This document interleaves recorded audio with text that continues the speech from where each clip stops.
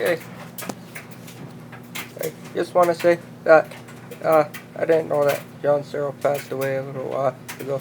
I didn't know him, but he wasn't evil or nothing. So, but a little while ago I had a dream, and I was talking to John Searle in the dream. It was a short dream, and then I said, "Hey, is this how it works? I think I got it figured out." And he would just point and say, "Shit." He could nod his head like, yeah, that's how it works.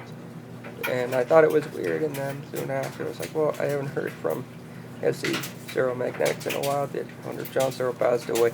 I didn't know that he passed away till a couple of days ago when I found a SEG Magnetics for him, a new one.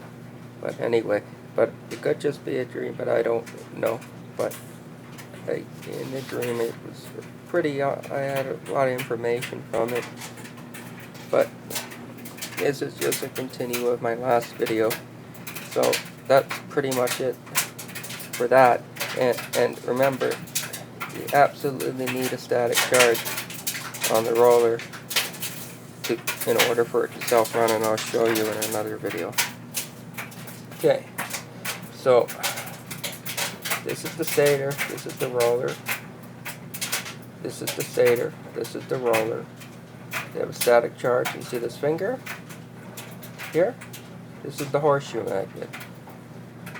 So what's going to happen, this static charge built up on the roller is going to be a static charge built up on the freaking stator, which too, because it's a big capacitor, that's what it is. And there's a static charge on the roller that travels, and it comes from the capacitor. And what's going to happen is,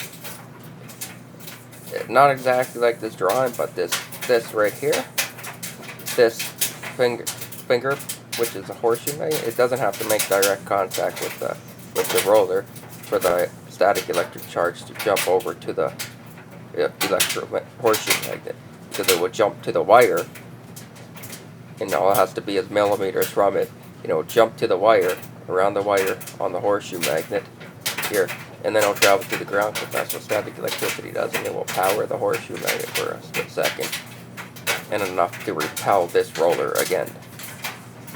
See? And here it says, this is the static electric charge roller, and what's it doing now? It's going to repel the horseshoe magnet. And then the horseshoe magnet will shut off, and there'll be no power left in it until the next roller comes along and repowers the horseshoe magnet here.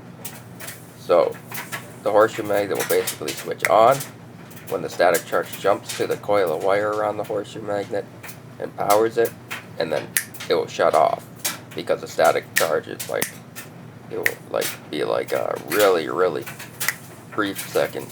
It won't, and it will require that negative repulsion from the horseshoe magnet.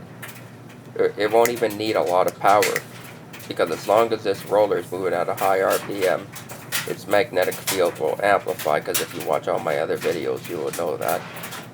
And its permanent magnetic field of this roller, combined with the permanent magnetic field of the stator, will be amplified, which means that it will just need little force to keep it, little taps to keep the roller going.